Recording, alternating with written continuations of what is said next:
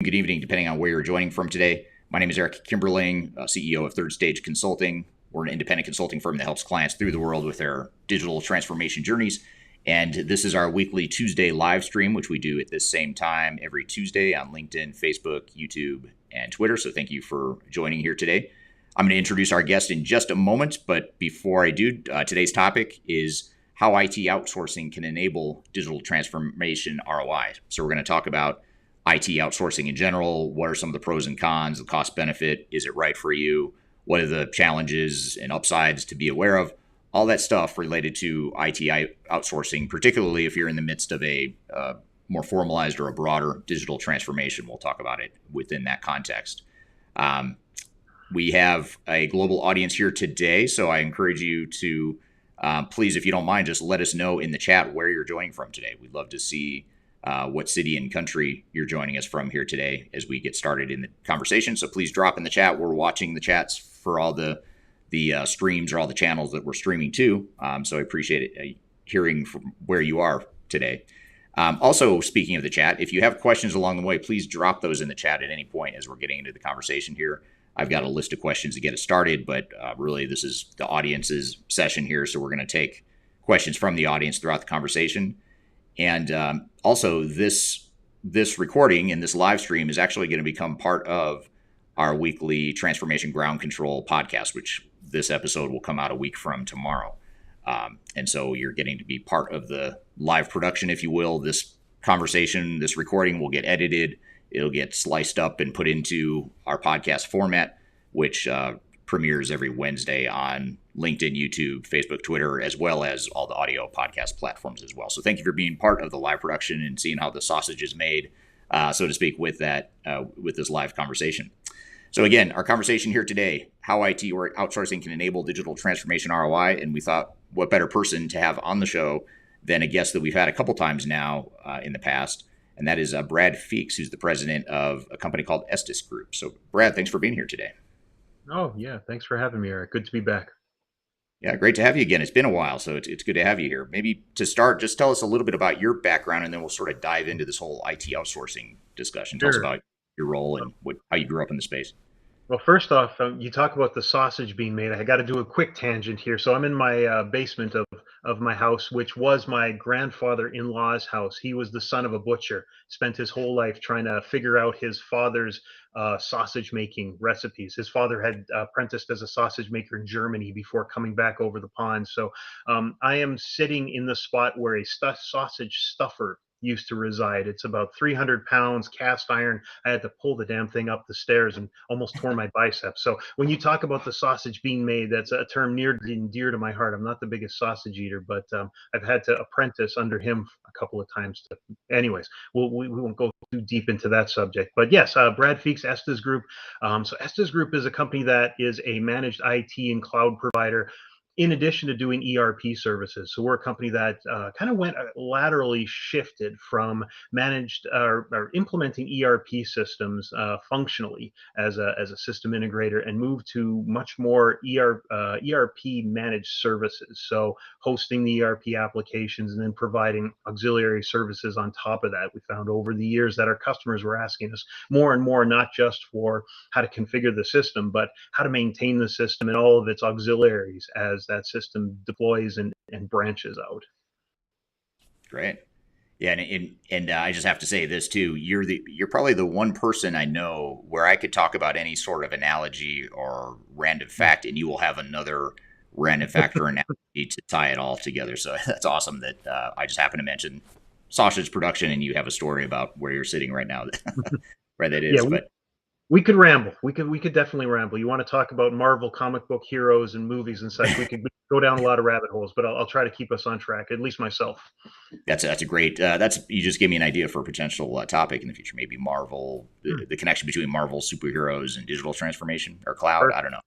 Well, maybe we can dress up for Halloween. I'm a Thor guy. I loved the hair envy, Chris Hemsworth hair envy, among other things. But anyways, Right. Right. But we digress, of course. And I'm sure there'll be more digressions in this conversation based on past ones you and I have had. So I guess just to start, if you look back, going back to the 90s, it seems like organizations have sort of ebb and flowed in their appetite for outsourcing in general. You see these trends kind of come and go where organizations are starting to try to outsource back office functions like accounts payable or certain finance and accounting functions. Certainly, IT is one of them. But I feel like IT is one area of business in general that over the last 5 to 10 years has really been, the pendulum has been swinging pretty aggressively toward outsourcing, with managed services, with cloud solutions, and organizations seem to be, in general, not all of them, but in general, organizations are looking for ways to sort of push that IT function out to others that can manage it better than they can. Maybe not all the functions, but certain ones. So I guess just to start, why do you think this IT outsourcing trend is such a real thing, and why is it so important during digital transformations in general? Oh boy. So I would say there's one kind of continuing factor. So I grew up, entered the in the 90s, and at the time we were doing a lot of Six Sigma and Lean Sigma activities, and some of that had to do with the idea of what we called core competencies at the time, that we wanted a business to focus on what they were really good at doing and finding ways to outsource things that weren't core to their business. I had many companies say, we're not a software house, we are a manufacturer of X. So our core competency shouldn't be software development, or it shouldn't be managed IT. It shouldn't be addressing the infrastructure of the system that keeps us up. Now, every customer has kind of a different dividing line in terms of the things that they see as core and the things as they see as auxiliary, because quite often, what is it? Marshall McLuhan, the median is the message. So at some point, the underlying infrastructure becomes part of the delivery of the product or service, and at some point it becomes ancillary. So a lot of companies are trying to figure out those core pieces are versus those auxiliaries. So I think that trend continues, that there are always folks who are trying to figure out, I don't want to worry about the server closet. I want to worry about making and selling and distributing goods. So that's one piece. Another, I would say, is less strategic and more pragmatic. I run into a lot of customers who are losing their IT staff over time through just normal attrition, retirement, illness. The COVID pandemic changed all kinds of things about what people want to do. I know IT network administrators who decided that, I'm going to take this PPP money and I'm going to go make furniture for a living. And suddenly you don't have those network admins anymore because they're off making tables and chairs. Other cases, you have simple health issues. We've had people who've come to us frequently with our system administrators retiring, and we don't have a person in the region that can fill that void. Two, honestly, deaths have been an issue where people abruptly lose members of their company and have to, very quickly ramp up someone else to come in there. And when they get that option, it's either you go down the hiring path and you try to find that body, or you try to find someone who's a partner with you that can add those services immediately and figure out a way to add the appropriate number of services. So I would say, in terms of macroeconomic and strategic, there's a lot of things that are driving folks in this direction. Do you see certain types of organizations that are more open to outsourcing? Like, for example, you talked about people dying and maybe people that have been highly tenured within an organization. They have all this tribal knowledge. Are those more mature, more established organizations any more or less likely to move to an IT outsourcing model than, say, a small or high growth company? I would say it might sometimes betray what your assumption would be going in. A well-established company might actually be a late adopter to managed services because they've already built a solid architecture, infrastructure, which includes a hiring structure for getting people in and replacing them. And those might be the most hesitant to brush that off. So I see companies that are in the $200 million range tend to have a pretty good infrastructure set up, and they tend to be as interested. Now, companies that are in that range between 20 and seem to be a sweet spot of folks who are sensitive to sudden losses of employees, and also very interested in trying to figure out ways to cut headcount and focus their headcount in certain directions. Also, I think there's probably another trend that we're seeing, and you guys have actually been talking about this. We've been having some banter over LinkedIn in terms of the reconfiguration of IT departments to focus more on strategic initiatives and going back to core competencies in some ways is that IT is still a core competency, but they should be focused on the business matters much more than the technical matters. The technical matters are things that are relatively commoditized, such that they can be handled by one of many people, and the areas where the business, where IT can really have an impact, end up being much more things that are customer and supplier focused, end user capabilities, providing things that are differentiators to that company within their own market. That's a great point. So you're saying then that organizations are taking kind of bifurcating their IT functions, are taking the strategic stuff and then the more commoditized type stuff, and it's Mhm. more the commoditized type stuff that they're moving or more likely to move to an outsource model. I think, yeah, the commoditization is definitely one big factor. The other is mission criticality. So you might have a commoditized service like, say, network switches, and you have resources who can handle that. And you might have also server management. So the network is the thing that that your internal team needs in order to be to communicate kind of laterally across the organization. This becomes really important if you're adding multiple branches. We see that in distribution a lot, where distributors will have 10 branches. They'll have like 5 people in a branch, and they need to be communicating really rapidly across that branch. So those IT staff that you have now, they're mobilized to attack those issues because those become mission critical, whereas the server is just kind of sitting there. And those are things that are then easier to hand off. Now, some companies might take that same approach and look to outsource or use managed services to handle both the network and the back end server architecture. All depends kind of then what that line that I was talking about in terms of what is mission critical, what is auxiliary. Right, right.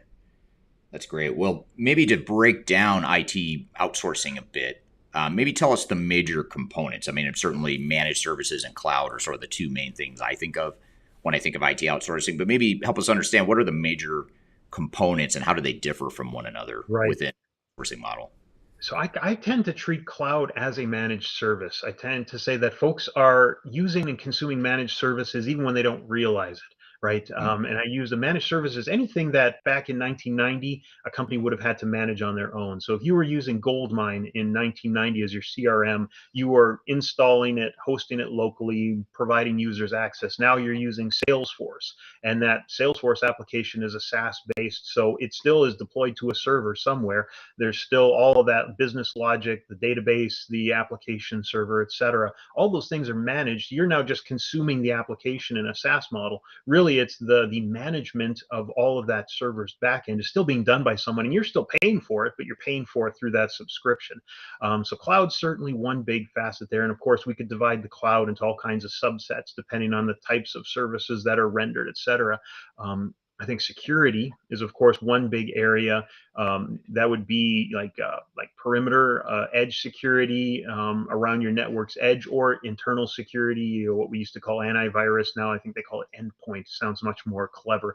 So security is as a service is certainly one big area. Backup and disaster recovery. So DRAS is a big deal for customers because in our ransomware age, the ability to roll back to a stable version of your network in the event of a disaster like ransomware becomes a big piece. So that's one area. Um, Help desk. So you have a lot of folks who are looking for help desk assistance, so that instead of calling up Bill down the hall, now they have a whole group of people that they can reach out to in the event that their computer bombs out on them. And so that outsourced IT might actually be a out insource. So I've seen folks who are looking for footprint resources, who are, they don't own them or have to employ them, they subscribe to them, but they are located locally at a customer's site, so that they can provide that face-to-face interaction.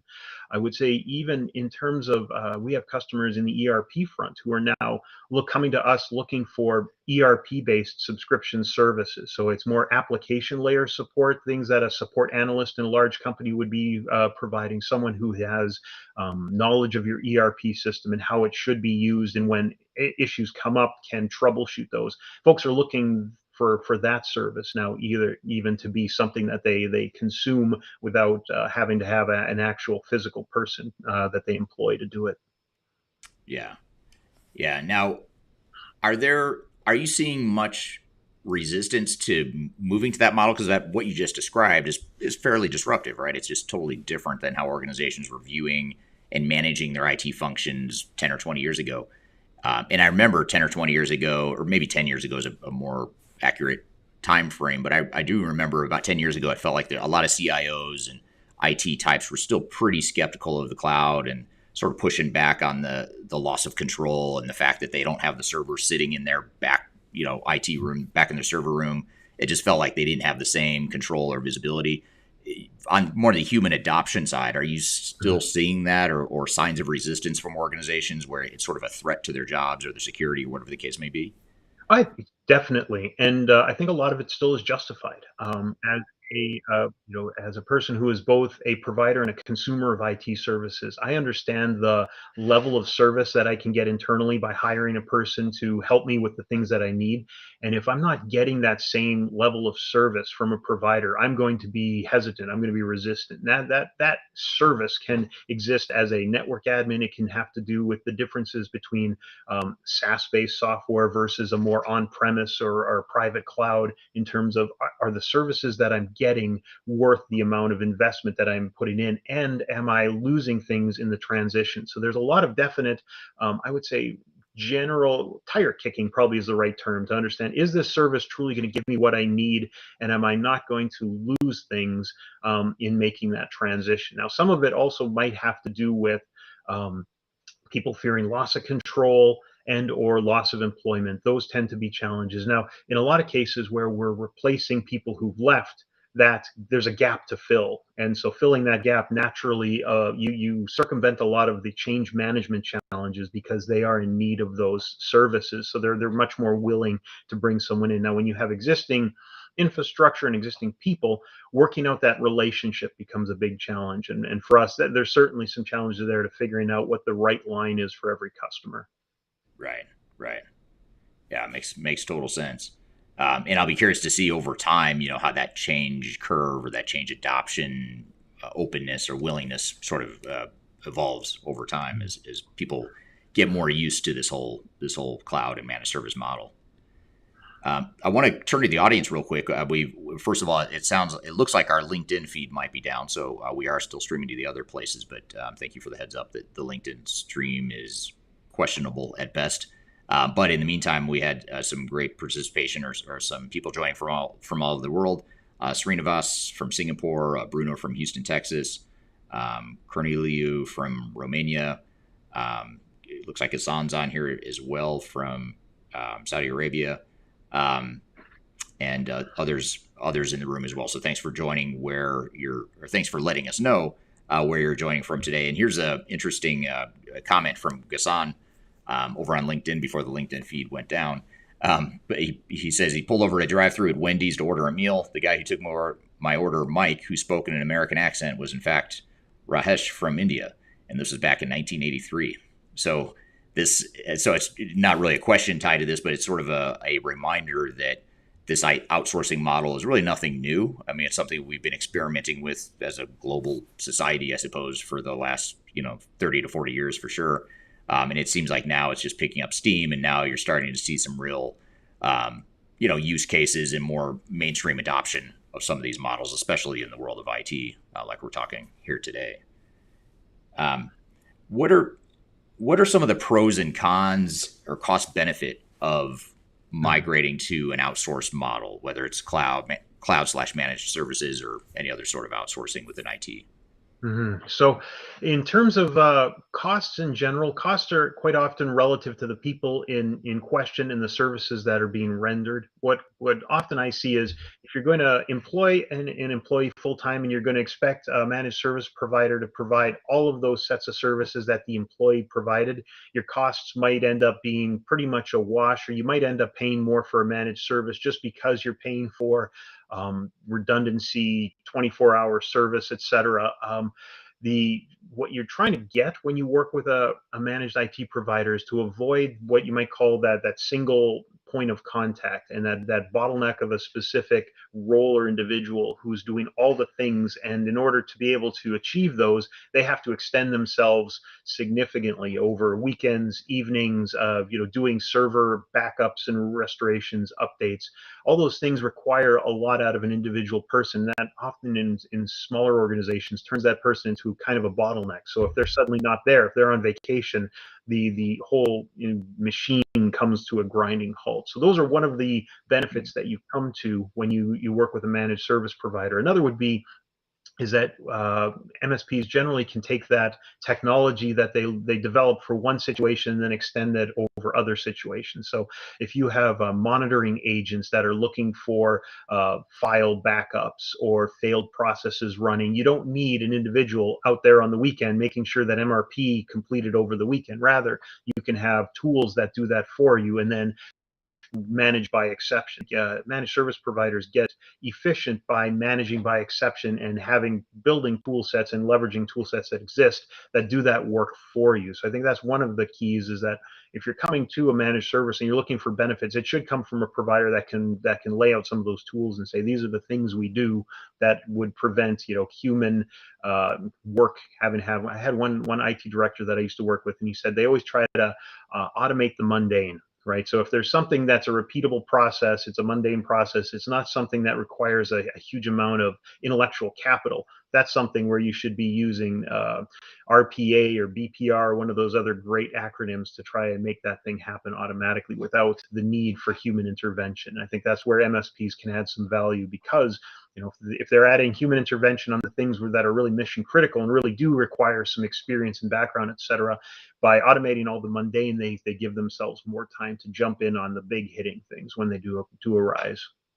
Yeah, yeah, allows you to stay a little more focused on the higher value, higher criticality type stuff.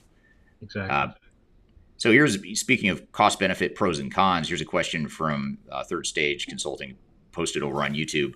How do you protect your IP, your intellectual property, when it comes to outsourcing? What should be included in the SOW? And maybe we could just talk for a moment more broadly, even beyond that. Who does own who owns the IP, and who owns the data, who owns the software, and then the second part of that is what they're asking here, which is, how do you protect that IP when you're outsourcing? So I think so two questions. Let's start with the idea of ownership. Generally, I approach it in terms of what we're providing, the services that we're providing, the tool sets that we provide. Those are the things that are the domain of the MSP or the services provider. The environment in which that occurs, that's kind of an open question sometimes, especially if you're delving into cloud.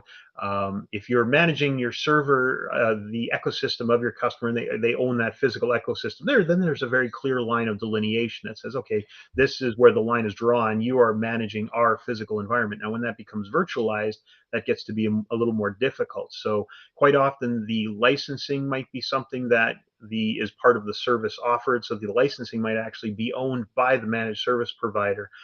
In terms of the actual IP, when you get into that case, pretty much that is all part of the customer's proprietary rights. And those are things that a managed service provider needs to be very careful, both to have clear understanding as to this is how deep we go into the data, and this is where we stay out, and also this is the levels of ownership that exist. And if we were ever to terminate a relationship, this is how we would go about our way of disseminating and bringing back what is properly owned by that customer.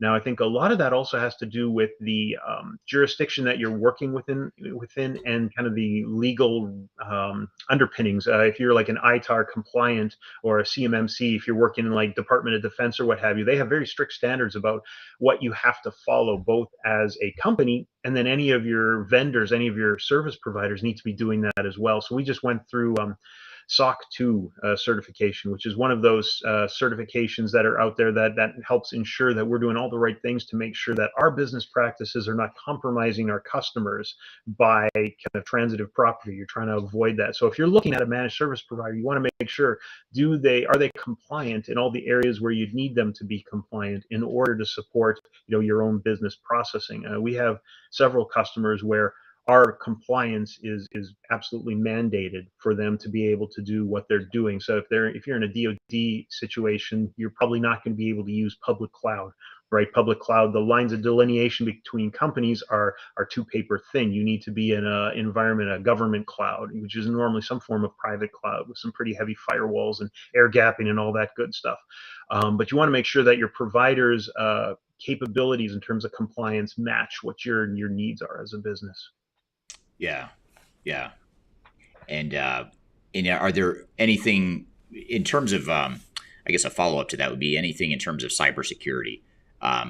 Sometimes people will ask us as consultants, is my stuff, is my data and all my competitive information, is it safe in the cloud, knowing that I don't own it anymore, or I don't physically own it or possess it on my four walls of my office. And now it's in the cloud. Someone else is doing the managed service model. How do you handle cybersecurity, and how does that compare to what an internal mom and pop IT department might be able to do? There's some definite concerns there, and I think that's one of the biggest pushbacks of SaaS software that I've seen is the lack of access and control to the data layer, except as mitigated through the application layer.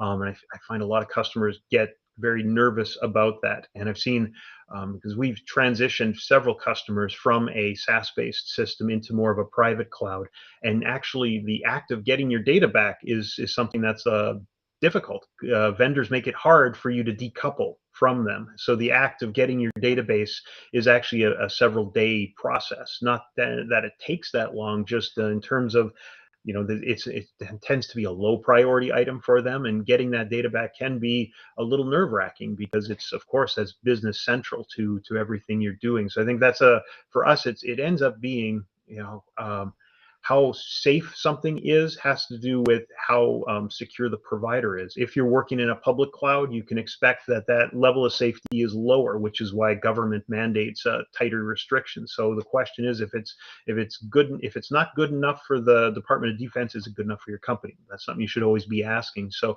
as a and this was interesting. We had just done a webinar last week or the week before on a data center and kind of some of the considerations to go through in terms of choosing a data center, because your cloud environment's only as safe as the data center in which it's hosting. If you find out that your service provider has a data center in a hurricane zone, you can imagine now if you're a company in Florida and a local data center, and there's a barrier wall breaking and a swell coming in. We've had customers come to us out of Louisiana because their server room was literally underwater. Um, so the Wow. location of a data center, it becomes one huge factor. It is it's is it so even your concept with cybersecurity. I start with physical security, all the basics. Is it surrounded by a big thick wall with barbed wire? Does it have redundant power? Does it have X number of gallons of diesel fuel so it can run those generators? How many barriers is from the internal to the external? I see normally three barriers is the key. You have an outside brick wall, you have a first panel brick wall, and then once you get primary access, now you have a secondary wall inside where the actual data center is hosted, and you have something like eyeball security to get through so that you can really limit the number of people who have access. And then once you get into there, you now have secondary cages and stuff, and some of those certifications and such are about that physical security. So you really want to ask yourself, both physically and in terms of cybersecurity, how secure is your provider making that data? Because if a data provider can't secure your data, either physically or in terms of cyber, you're really putting yourself in a challenge. And we have customers who come to us because their MSP had gotten ransomed. So that was one case that we had just recently where their own MSP, their managed service provider, had gotten ransom. It took them a week to get their data back. So we had to take their data, scrub the living daylights out of it to make sure that nothing was still persisting, and then stand it up in a new environment. So that's a legitimate risk and something that you definitely want to be critiquing when you make decisions. I know you guys do software selection. I think there's a certain amount of everything needs some kind of selection process where you are running something through the gauntlet of questions and confirmations to make sure that what you have meets your needs. And you want to always avoid taking things for granted when it comes to outsourcing. Yeah. And I know you guys at Estes, you focus on not just managed services and cloud in general, but you also help clients deploy different types of enterprise applications. And Mhm. when you're doing that, some of those software vendors that you guys work with or that you help deploy on the technical side are offering either private cloud and or public cloud solutions, from what I understand, as far as the vendors you're working with. So I guess sort of shifting to a question related to that, from over on YouTube. When it comes to private cloud, what type of businesses should focus on a private cloud solution versus a public cloud? Like, how would I know if I'm a business which one's best for me, or what my options really are? Mhm. Oh boy, so that becomes a question that has a bunch of different threads. Let's hit a couple of the big ones here. So one has to do with configurability versus customizability. So the degree to which the complexity of your business requirements inside of your organization, the degree to which that affects your need to tailor your ERP can affect whether or not you go down a private or a public route. Because a public cloud SaaS-based system is configurable without being nearly as customizable. And because of that, you find yourself with a limited set of things that you can do to that application to get it to perform the way it needs to support your core competencies, your differentiators. If those differentiators require a greater degree of tailoring, then you're probably better in a private cloud, because a private cloud gives you a degree of access and control that the public doesn't happen. And quite often, ERP vendors, bless their hearts, tend to say that, oh, it's all the same, when in truth the private cloud or the on-premise licensure of the system offers capabilities and functionalities that their public cloud version doesn't. And I mean, you guys have chronicled this long and hard as companies try to migrate on-premise systems into the cloud. Those challenges of getting all that functionality that was built using one very specific paradigm to now function within a very different paradigm, there are some growing pains there, and I see customers still feeling a fair bit of that. So the functionality gap is one piece there. I would say complexity now comes to another level when you talk about integrations. All right, so if you're playing IT buzzwords, I'm going to hit in one right in the center. Hybrid cloud, one of those great terms, right up there with digital transformation. It's one of those drinking games. If we played the digital transformation drinking game, we'd be under the table by now. But so hybrid We clouds end up being where you integrate your core application with all these ancillary applications to provide auxiliary functionality. This might be e-commerce, this might be CRM, this might be quality management, engineering, and these things need to connect with your application. So anything that connects with your application is a potential security risk. So you need to be careful to understand how is that connection occurring and what kind of system is required to support that connection. Because some systems work only at that kind of web API layer. REST is probably our most famous acronym right now. A lot of vendors struggle with a REST API that can handle full functionality. So quite often you find requiring a third party to live at the application or database server levels to be able to provide that integrated functionality.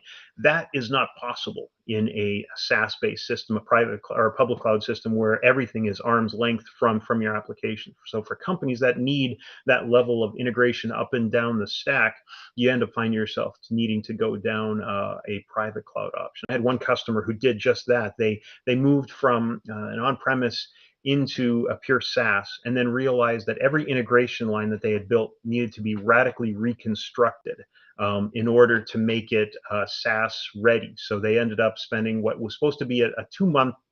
They were promised a 2 month conversion. It ended up being 9 months. So that extra 7 months was all figuring out how all those integrations would work and turning those into kind of API level integration. So basically, they ended up having a baby in 9 months for what they thought would be a much shorter putt in terms of a migration. I'm comparing Right. golf and childbirth. I apologize. Those are some strange metaphors. Yeah, and we already covered sausage making. I mean, there's a lot of metaphors we're we're jumping to here. Well, what about in the cloud, in a cloud environment? How does it work with like integration between applications, or putting in on top of it a business intelligence or analytical tool layer?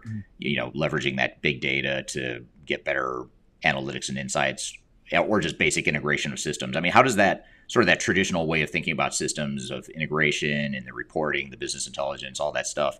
How does that differ in the cloud, or does it differ in the cloud versus an on-prem sort of a solution? I would say in a cloud, the best thing is you have kind of that cloud layer of cloud firewall that allows for a much more specific allowance of what goes in and what goes out. When we migrate from an on private cloud, we see sometimes their firewalls have been in the past. How many potential abilities are there? So when we spin up a cloud, by default, all ports are closed as needed. And when you open a port in order to allow migration to come, you're working with a vendor to understand, okay, these are the IP lists and these are the ones that we will not whitelist. Should this, be getting communication from Bangladesh? If not, okay, we turn that off. You can govern that, I think, better in a cloud environment than you can in a lower level. Outside of that, I think the cloud raises opportunities for merging of data in ways that are much more expansive than on-premise, just because of scalability. Really, one of the best things about cloud is the idea of scalability, so that if you need extra bandwidth, extra memory storage, et cetera, you're not going and buying hardware and configuring it. You're just turning some dials in terms of what size your VMs need to be and how those things need to communicate to each other. And then when you build a server architecture in the cloud now, because it's all inside the cloud network, the communication internally can be much more trustworthy, because it's not an edge integration, it's more internal to that. So I think there's a lot of what I see a lot of our customers are taking. The cloud has become the stepping stone to things like business intelligence and better visualizing, cubing, taking your data and turning it into valuable information. The cloud was kind of that first step to getting there. So that's, I think, one of the biggest benefits that I see folks getting as an auxiliary benefit of some of these decisions. Right. Yeah, that makes total sense. And here's a kind of a follow up comment from Gassan over on YouTube that I wanted to get your feedback on, Brad.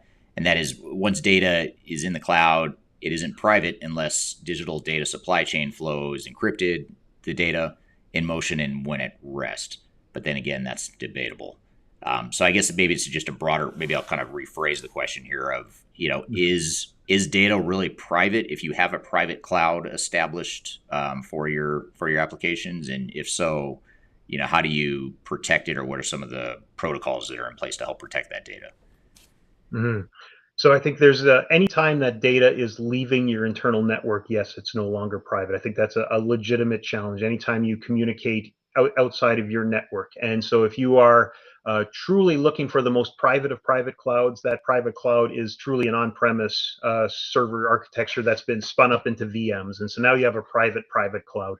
I think the key there is what we call air gapping, in terms of when you set up systems, you're configuring them in such a way that they're not sharing any resources. That's kind of one key place where you can keep some of that security natural inherent inside of a private cloud. The other would be using virtual firewalls versus physical firewalls. Having, even at the data center level, there is some degree of physical appliance-based barriers that are helping prevent transmigration of data. Of course, yeah, you mentioned encryption. Challenge with encryption is security versus performance, and the time and invested to try to couple and recouple that data. So I would say there are legitimate challenges that people feel in terms of the security of their data once it's left their system. The key, I think, ends up being at that data center provider and all the layers above that. What are they doing to try to make sure that that data is no longer there's a few chances or many barriers to making that data public as possible. And that goes back to we're talking about physical security, but also network security, and even when the data is now left your data center, how is that being communicated? One of our providers has their whole system, all their redundant databases are connected with proprietary fiber, so they're not utilizing anybody else's services to make those interconnections. So if you need you have a primary data center is on a eastern power grid, and your secondary backup is on a central power grid. The eastern power grid goes off. Now you need to switch over to your backup, to your hot site. Is that interchange of data something that's being mitigated by AT&T, or is it something that the data center provider themselves have? That becomes one of those areas where the more that you own of that network, the less the risk tends to be. Yeah, yeah, makes total sense. Now here's a potentially triggering question that might create a little controversy, which is why I love the question. and leave it to Third Stage Consulting and our team at Third Stage to be the ones to ask it over on YouTube. But this is true or false, Eric and Brad. Cloud solutions are more expensive than on-prem solutions. Let the debate I would begin. say, well, I mean, I would start with yes. I would say that if you are looking to do an on-premise solution with your own team members, you can buy hardware, buy software, employ FTEs for a lower cost than you can have a third-party provider do that. I would say that that's a fair statement. I'm not going to fight that statement. Now, if you go and kind of broaden total cost of ownership, okay, that becomes your next question. Do you increase your risk factor by doing it that way? If your risk, of course, can be permeability to digital threats, loss of people and attrition. All those things we've talked about there are things that increase the cost of ownership. Scalability. Do you have the ability to scale down costs if you have a slowdown in business, or scale up costs, or scale up resources if you need extra resources due to growth without a big effort to try now and get those costs, because that incurs more now that the effort it requires to scale up a business is cost incurred. One of the things that cloud provides, and we have certain customers who have seasonal businesses, so they're like, I need these resources during the peak season, I need less during the slow season. Can you dial that up and down? Yes, we can. So we write that into some of our contracts so that as things come down, you get fewer resources. As things go up, you get higher. Those are, of course, things that so I would say that if you're looking for just simple budgetary numbers, you're probably going to beat that. Now, it all depends too on some of the things that what the vendors themselves are providing and the customer that you're working with. We found what's the other thing in the technical service? I got people always chasing me with Moore's law, right? The idea that the capacity of circuits is improving at this rate such that costs should be reducing. And yes, that you see that working in practice. That the cost of cloud right now is considerably lower than it was 5 years ago. And you see customers are on like a 3 to 5 server replacement cycle. So every 5 years, we'll have a conversation with a customer. Is it time to replace those servers now with the cloud? And we've had a lot of surprise from folks in terms of, oh, well, 5 years ago it was this much, now it's this much. And that those numbers continue to decline. So I say the costs are getting closer and closer in check, and making the cost reason to not go in one direction less and less strong for a lot of people, based on the auxiliary benefits that we've talked about. Yeah, and it seems like a big part of this, just the pure financial side of it too, is you're shifting the balance sheet, or you're shifting cost from being a capitalized or depreciated cost that's an asset that gets depreciated over time, versus now that's the on-prem model. But now with cloud, you're shifting those assets off the balance sheet, and now you just have an ongoing operating expense. So from a CFO perspective, that could be good or bad depending on what you're trying to accomplish financially. Which is why Kyler made the comment over on YouTube. She was surprised that we didn't just come out and say it depends, which I think is kind of what you're saying, is it does depend on, on kind of what you consider as part of the cost of the real total cost of ownership, as you mentioned, of cloud versus on-prem. You have to take all that stuff into account: short-term, long-term, the tangible, the intangible benefits. One thing I wanted to ask you though is, as you were talking about it though, and as we've been talking about, ownership of data and where it resides, and ownership of application, things like that. In recent years, as you know, a lot of bigger vendors, like especially the two that come to mind, are SAP and Microsoft. SAP and Microsoft have sort of drawn a line in the sand and said, guess what, customers that are using on-premise systems, you have to be off those systems by 2025 or 27 or whatever date that ends up slipping to. And so it's sort of creating a sense of panic in the industry of like, oh, wow, this system I've been using for 20 years, now they're not going to support it in 3 years from now, so we better do something. Mm-hmm. And it in some ways, it reminds me of extortion because you're sort of forcing an organization to sort of completely revamp their systems that are running their business. But I guess fast forwarding, 10 years from now, let's say, all these companies move to the cloud, the data, the applications, everything's hosted somewhere else. Are organizations losing a certain amount of leverage, or are they even more beholden to the whims of software vendors and cloud providers, because now they not only are they providing the software, but they are hosting the software, the data, the workflows, the functionality, all that stuff now is hosted by a vendor in the cloud. So I guess, does Mhm. it create an unfair, unlevel playing field for organizations now? I think that's definitely a risk. I would say I, I kind of differentiate, say, Microsoft on one end and say SAP on the other, just because when I see Microsoft, they've in general made the transition pretty solid in terms of using, say, 365 to replace Outlook servers and such, so that you're not doing that those same old models, and the fact that hosting local email servers has become something that was routinely such a pain in the butt to do, that the migration in many ways wasn't as hard. Plus the fact that they've still provided kind of desktop application support that provides similar look and feel for the end users. No one, I think, no one that I know enjoys working in a web version of Microsoft Word versus the on-premise desktop application. Now, if they can get the back end to be such that it's syncing up and saving for you and all that good stuff, now that's just great, because now you've increased your functionality, because now you can access that same document from anywhere and transmit those and share them easier than ever before. So I think those things end up being helpful. So if a vendor is actually helping the customer and making them more productive in the process, it's a lot easier to sell. Um, in the enterprise system, I see, I feel that being a little harder to squeeze, where the systems being offered aren't necessarily comparable to the systems they're replacing. And I see, for customers, that can be a real frustration.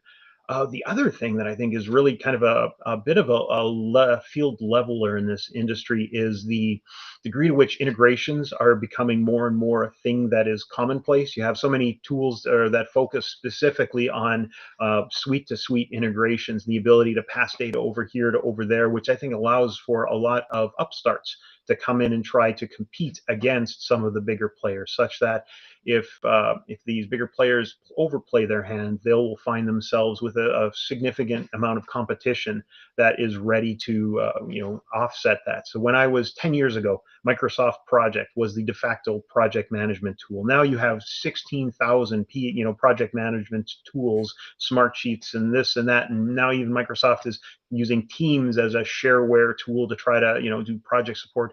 I think it's very quickly happening that customers or competing vendors, entrepreneurs will find a hole in the market where someone is overplaying their hand and look to fill that void by providing a more robust solution with better service. So I think that tends to level the playing field often. Maybe if not in the immediate sense, in the medium term. Yeah, that's a great point. I had never thought of that. And I guess if you look at history and what some of the recurring trends in history in our space are, you would have, for example, you have 20 years ago when Salesforce and Workday first sort of burst onto the scene, they were really doing what you said, which is sort of attacking the vulnerabilities of Mhm. these larger, tier one ERP software providers. So they come in and say, we're not going to try and be everything to everyone like SAP. Mhm. What we're going to do is we're going to create a really good CRM or a really good human capital management system that really chips away at a weakness in those big systems. So I think you're right. I think with the rate at which technology changes and incumbents come and go, and the technological landscape shifts, I think you're right. It makes a lot of sense that you would have upstart competitors that come in and really, as you say, look at where vendors are overplaying their hand and provide a better solution, a lower cost solution, or whatever the case may be for customers. I think the hard part now is that we don't know who those who those people are. Right. Who's going to be the one to do that, or to give us something that's a little bit more reasonable. Um, here's it kind of leads me to a comment here. Another comment from Gassan on YouTube says these tier one providers are hijacking us by setting their rules, and I ain't paying the ransomware. Um, and I think that's something that organizations should just be aware of, because it may not be ransomware per se, but I think there could be a day in the future where if organizations do overplay their hand, or if software Mhm. vendors overplay their hand, they organizations could be in a position where I have to do what they want. All my data and applications are in the cloud. The switching costs are really high now. It's a lot harder now for me to pull everything out of their cloud solution and go to another cloud solution. And so they can do anything from raise prices, the subscription fees, to other means that really you don't have a lot of leverage. So I think I look forward to seeing who those upstart providers are that might be able to help out with that. Um, it kind of leads me to a question then that's sort of a softball for you, Brad, here, I think, from Kyler. And speaking of vendors, is there a vendor that does cloud services really well? And so, in other words, are there, maybe not just doing it well, but that are good options for organizations that maybe you're skeptical of cloud, or they're not quite sure if they want to move to the cloud, or maybe they don't want to deal with a really big, oversized tech companies that are providing some of these solutions? What are some of the other examples or options that are out there? Right. So when we talked about tier one, my brain immediately went. I equate when it comes to cloud tier one and big three. So you talk about the big three, Amazon, Google, and Azure as kind of the big dinosaurs in the field, kind of stomping around, and yeah, very hard to work with in many ways because they have tiered pricing structures and complexity factors and egress and ingress fees and such things that make them very difficult to work with. Underneath that, I see a fair bit of upstarts who at a middle tier of service that have breadth and depth necessary in terms of data centers that are located as part of a farm, and they exist on power grids that are disconnected for redundancy purposes. And they offer all the things that the big three offer, but they have a much more flexible and engaging work model so that you can consume resources in much more flexible ways. And they have technical staff that are much more engaged and are earning your business.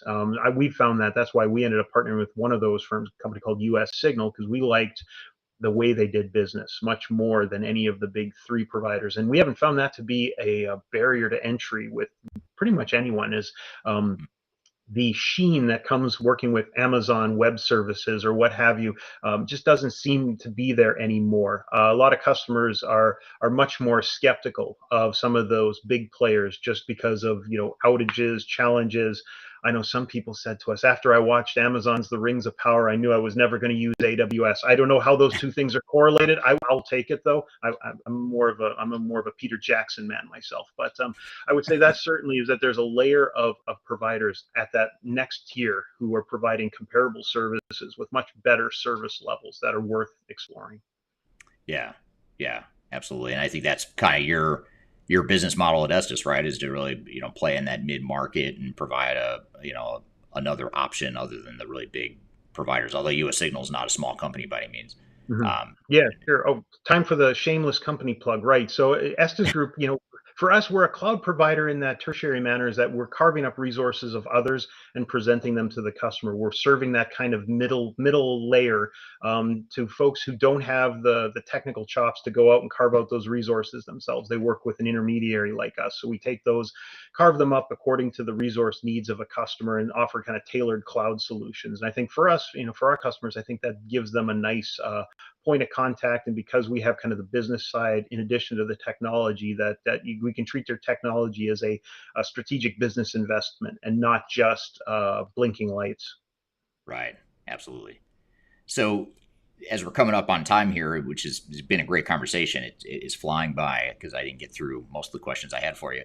But we had a lot of great alternate questions here. But what, in general, if I'm an organization that's thinking about getting started on this whole cloud or outsourcing, IT outsourcing journey, how do I get started? I mean, where do I begin the journey?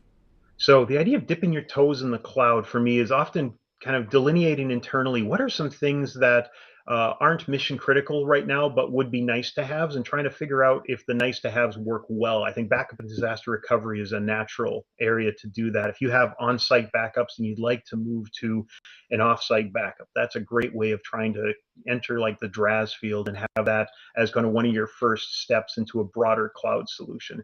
And you start to carve out what some of those look like. Is endpoint security as a service something that would be better managed outside than inside? I would start with some of those things. If I was just trying to see kind of how does this business model work, and does it work well for us? Does the idea, as you'd mentioned, capex versus opex, financial accounting, start to see how that hits the general ledger and whether that hits in a way that you'll like. I would say start with some of those easy handoffs that are the most on the far end of things that are outsourceable. And I normally see endpoint and DRAS as some of those things. And then kind of work your way inward to see from there, is there another place that you would like to go? Yeah. So in other words, you don't need to go all in on the No. cloud all at once, one big bang, rip the band-aid off sort of thing. You can kind of ease Yeah, into it. Yeah, this kind of digital transformation can definitely be incremental in nature, and it doesn't have to be an all or nothing kind of proposition. And it isn't for, I would say, any customer that we have. They're all at some place on that the number line in terms of how far they've gone. I think that's a good thing for someone to understand, that you don't have to be giving away the farm in order to take this on. Right. Right. Great. Well, what are the best ways for people to get a hold of you if they have more questions about cloud or managed services or outsourcing type stuff? What's the best way to reach you and learn more about you and Estes Group? If you want to come learn more about Estes, I see your folks have been putting our URL up there. So estesgrp.com, great place to start to kind of learn about what we do and what we offer. And we do a fair bit of education. We try to, in terms of cloud in general. So if you're looking just to try to understand the landscape a little better, we have a fair bit of webinars and such we've done on YouTube that you could check out as well. Just see some of the things there, and we can have some conversations. Great. Well, thanks very much for being here, Brad. Really appreciate it. Great to have you again. Another great conversation, and I feel like there's a lot we didn't cover, but we got it. We started to scratch the surface here and get some better understanding of cloud managed services. Thank you for your time. Thank you to the audience for being here today. Again, these live streams we do every Tuesday, same time, same place. This episode or this interview will become part of the Transformation Ground Control podcast that gets released a week from tomorrow, which is, I believe that's Wednesday the 12th, if I'm remembering correctly. So be sure to check that out. You can subscribe to that podcast, by the way, on all the audio podcast platforms, and you can also find it on our YouTube channels. And we also stream into LinkedIn as well and Twitter. So be sure to check that out. Thank you, everyone, for being here. Have a great week. Thanks again, Brad, for being here, and we will see everyone soon. All Take right. care. Thanks so much. Bye bye.